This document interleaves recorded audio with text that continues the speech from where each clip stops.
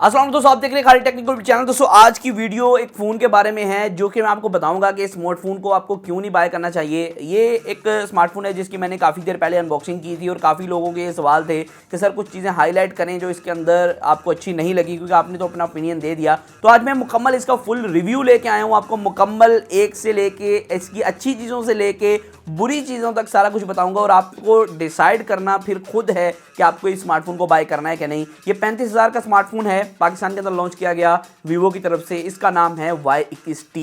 ये पाकिस्तान के अंदर थोड़े दिनों पहले लॉन्च किया गया और आजकल मार्केट के अंदर काफ़ी ज़्यादा हाइप है, ऑफलाइन से काफ़ी बेचा जा रहा है और 4128 के वेरिएंट के साथ ये 35,000 के अंदर लॉन्च किया गया। तो आज इसका सारा खुलासा करने वाले हैं, क्या स्मार्टफोन है, कैसा नहीं है। तो पहले हम बात करते हैं भाई इसके डिज़ाइन के बारे में। डिज़ाइन मुझे काफ़ी अच्छा लगा। वीवो के तकरीबन हर स्मार्टफोन का यही डिज़ाइन पैटर्न होता है। आजकल वीवो के स्मार्टफोन को पहचानना ही बड़ा मुश्किल हो गया क्योंकि भाई सारे डिज़ाइन एक तरह के तकरीबन देखने को मिल रहे हैं। लेकिन दोस्तों ये डिज़ाइन है, बैक की तरफ 50 मेगापिक्सल मेंशन है, यहाँ मेंशन है 24 टू 26 मिलीमीटर। इसकी जो क्या स्टोरी है वो भी आपको सुनाता हूँ। बैक की तरफ 3 कैमरे हैं, डुअल फ्लैश है और बैक की तरफ फिंगरप्रिंट स्कैनर नहीं है क्योंकि फिंगरप्रिंट स्कैनर राइट साइड पे और फिंगरप्रिंट स्कैनर जो है उसकी स्पीड काफ़ी फास्ट है, काफ़ी अच्छा चलता है। और दोस्तों साइड की तरफ 2D कर्व आप कह सकते हैं, जो साइडें हैं ना इसकी आप कह सकते हैं भाई 2D टाइप है। तो बाकी अगर इसकी बात करें या नीचे की साइड पे आपको टाइप सी की पोर्ट अवेलेबल है, 3.5 जैक है, एक स्पीकर है और एक माइक की फैसिलिटी है। डुअल स्पीकर नहीं है, सिंगल स्पीकर है। और सामने की तरफ जो एलईडी स्क्रीन है ना, इसकी जो स्टोरी है वो बड़ी मज़ेदार है क्योंकि यहाँ सामने की तरफ एलईडी स्क्रीन है, 720p का डिस्प्ले है, IPS LCD और 60 हर्ट्ज है। ये नहीं है कि 90 हर्ट्ज या 120 हर्ट्ज देने के लिए आपको जो है रेजोल्यूशन को थोड़ा कम किया गया है। ये 720p मतलब कि HD है, फुल HD भी नहीं है। ये डिस्प्ले आपको 35,000 के अंदर वीवो प्रोवाइड करता है। वैसे वीवो पॉपुलर है अपने एमुलेट पैनल से कि भाई ये सस्ते में एमुलेट देता है, जैसे S1 Pro इस तरह के स्मार्टफोन है, वीवो 21E आया। तो लेकिन दोस्तों इस बार वीवो ने क्या किया है, आपको सस्ते के अंदर एक महंगा अच्छे वाला कमाल का आपको धचका दिया है कि आपको जो है ये पैनल दिया है जो कि 720p पैनल है। और यहाँ दोस्तों फ्रंट की तरफ जो नोच है ना, ये भी वही बरकरार है वीवो की पुराने वाली, इसको चेंज नहीं किया गया। ऐसा नहीं किया गया कि यहाँ पंच होल डाल दे गलती के साथ, वो गलती से हो जाता है ना, वो भी नहीं हुआ वीवो से। तो एक नॉर्मल सा डिस्प्ले है, लेकिन दोस्तों डिस्प्ले ठीक ठाक है। अगर हम बात करें मेन इसके चीज़ों की, जो कि कैमरा होता है अक्सर फ़ोन के अंदर, वीवो के स्मार्टफोन के अंदर भी कैमरा होता है। दोस्तों अगर कैमरा क्वालिटी की बात करें, बैक कैमरा जो 3 कैमरा है, जो मेन कैमरा है वही मेन आपको परफॉर्मेंस देगा। बाकी मैक्रो जो है वो भी आप कह सकते हैं कैमरा है जो कि आपको क्वालिटी देगा नहीं, लेकिन वो 3 कैमरे पूरे करने के लिए उन्होंने लगाया। डेप्थ सेंसर भी ऐसा ही है। यार बड़े लोगों से पैसे लेने, मैं उन्हें फ़ोन कर करके परेशान हो गया हूँ यार। अक्सर फ़ोन नहीं उठाते, मैसेज का रिप्लाई नहीं देते, अगर रिप्लाई दे भी देते हैं तो फिर भूल जाते हैं यार, उन्हें याद ही नहीं रहता। फिर कहते हैं भाई मुझे तो अब तूने बताया नहीं, पहली तारीख गुजर गई, अब तो मेरे पास पैसे ही नहीं है, तो मैं क्या करूं। दोस्तों क्रेडिट बुक एक ऐसी ऐप है जिसके थ्रू आप अपने उधार को मैनेज कर सकते हैं। मतलब कि आप किसी से लेन देन का मामला करते हैं, अब फ़ौरन उसे नोट कर लें और आप उसे डेली या वीकली या फिर मंथली रिमाइंडर भेज सकते हैं और आप जब चाहें उसे रिमाइंडर भेज सकते हैं। आपको स्पेशली उसे कॉल करने की जरूरत नहीं है, या रिमाइंडर की व्हाट्सएप और SMS की दोनों की फैसिलिटी अवेलेबल है। वहाँ उसे रिमाइंडर भेज सकते हैं, भाई आपके पैसे मैंने देने हैं या लेने हैं तो वो आज ले जाओ या फिर कल दे जाओ, इस तरह का सिस्टम कर सकते हैं, जो कि काफ़ी अच्छी बात है।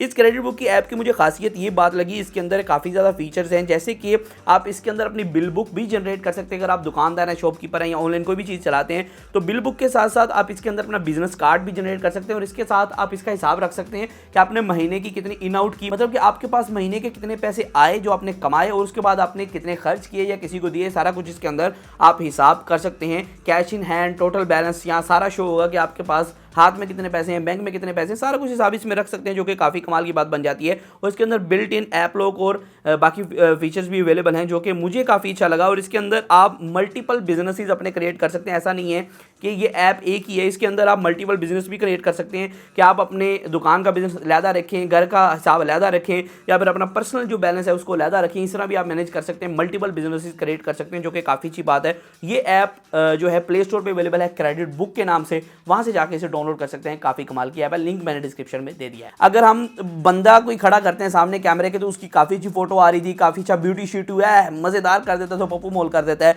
लेकिन दोस्तों अगर हम बात करें नॉर्मल स्ट्रीट फोटोग्राफी की, नॉर्मल किसी जगह की, किसी चीज़ की तस्वीर की, वहाँ इसके कलर जो है वो इसको मैनेज नहीं कर सकता। ये कलर को काफ़ी ज़्यादा कंट्रास्टी कर देता है, लेकिन ये बूथियों को बड़ी अच्छी तरीके से मैनेज करता है। मतलब कि आपकी जो तस्वीर है बड़ी सोनी आएगी फ्रंट से, बैक से। अगर बैक कैमरा की बात करें 50 मेगापिक्सल का मेन सेंसर है, 2 मेगापिक्सल का डेप्थ है, 2 मेगापिक्सल का मैक्रो है। मैक्रो जो है वो क्रीप के शॉट्स के लिए होता है। क्रीप के शॉट्स की इसके अंदर 1-2 क्लिक किए लेकिन मतलब कि सही नहीं आए, तो इसका मतलब है कि मैक्रो बिल्कुल भी इसके अंदर काम का नहीं है कैमरा। अगर फ्रंट की बात करें, फ्रंट की तरफ भी एक सेंसर है जो कि भाई 8 मेगापिक्सल का फ्रंट की तरफ सेंसर दिया गया है और ये सेंसर ठीक ठाक वर्क कर रहा था, मेरी एक्सपेक्टेशन से काफ़ी अच्छा था। वीवो का कैमरा जो होता है वो काफ़ी अच्छा होता है। फ्रंट बैक पे जो पोर्ट्रेट स्लाइडर है वो भी अवेलेबल था, लेकिन दोस्तों मसला यहाँ आता है कि भाई बैक के ऊपर और फ्रंट के ऊपर 1080p 30 fps की रिकॉर्डिंग ओनली अवेलेबल है। आप 1080p 60 fps भी नहीं कर सकते, 4K तो दूर की बात है। इस रेंज के अंदर आपको 4K भी दिया जाता है, लेकिन यहाँ आपको 1080p 60 fps नहीं दिया गया। और साथ में अगर आप 60 fps पे शिफ्ट होते हो तो 720p की क्वालिटी आप ले सकोगे, उससे ज़्यादा नहीं आप कर सकोगे, जो कि मुझे बड़ी बुरी बात लगी। इसके अंदर स्लो मोशन भी था, लेकिन स्लो मोशन ना होने के बराबर था, वो तकरीबन इस तरह के चलता है। बाकी इसके अंदर कोई इतना खास मूड नहीं है। कैमरा इसका डे लाइट के अंदर काफ़ी अच्छा परफॉर्म करता है। कैमरे की परफॉर्मेंस फोटो क्वालिटी की मुझे काफ़ी अच्छी लगी, वीडियो क्वालिटी भी अच्छी थी, लेकिन जो 60 fps है ना, वहाँ से थोड़ा सा इसने मुझे काफ़ी ज़्यादा डिस्काउंट किया, क्योंकि 60 fps भाई आजकल के फोन में है, आप क्यों नहीं दे रहे। और दोस्तों अगर बैटरी की बात करें, 5000 mAh की बैटरी, 18 वाट की फास्ट चार्जिंग है, जो कि इन दी बॉक्स आपको देखने को मिलती है, ये मुझे अच्छी बात लगी। लेकिन दोस्तों यहाँ 4128 का वेरिएंट और स्नैपड्रैगन का 680 का प्रोसेसर है। अगर एंटूड स्कोर्स की बात करें ना, तो इसके एंटूड स्कोर काफ़ी अच्छे थे, चलने में काफ़ी अच्छा प्रोसेसर है। लेकिन जब रैम थोड़ी कम होगी ना, रैम अगर 6 GB हो जाती ना, तो काफ़ी कमाल की आपको यहाँ देखने को मिल जाती। लेकिन यहाँ दोस्तों इसके 2,50,000 के करीब मुझे स्कोर देखने को मिलेगा इस प्रोसेसर के, जो कि काफ़ी अच्छे हैं, जो कि आपको गेमिंग भी थोड़ी बहुत करवा देगा। और यहाँ दोस्तों एक और मैं आपको बता चलूँ, ये 6 नैनोमीटर प्रोसेसर है। यहाँ अगर रैम कॉम्बिनेशन थोड़ा तगड़ा दिया जाता, 6 GB रैम दी जाती तो ज़्यादा बेहतर हो जाता। अगर डे टू डे यूजेज की बात करें, फ़ोन जो है चलने में ठीक ठाक है, ना ज़्यादा स्लो है ना ज़्यादा तेज़ है। लेकिन मैं आपको रेकमेंड करूँगा आप इस रेंज के अंदर इस वीवो के स्मार्टफोन को तभी लें जब आपको सिर्फ वीवो ही चलाना है, वरना इसके अंदर काफ़ी ज़्यादा इस रेंज के अंदर काफ़ी ज़्यादा ऑप्शंस अवेलेबल हैं। जैसे कि इन्फिनिक्स का नोट 11 प्रो आता है, इन्फिनिक्स का नोट 11 आता है एमोलेड स्क्रीन के साथ, या टेक्नो का 18P आता है, 18T आता है। तो ये जो है ना एक बेटर ऑप्शन नहीं है, तो मैं इस वजह से कह रहा हूँ आपको, ये जो स्मार्टफोन है इसका नाम है Y21T। ये स्मार्टफोन आप बेहतर है कि ना ही लें इस रेंज के अंदर, क्योंकि आपको बहुत अच्छी परफॉर्मेंस नहीं देता। तो आज की वीडियो नहीं था, फिर मैं अपने वीडियो के साथ अल्लाह हाफ़िज़।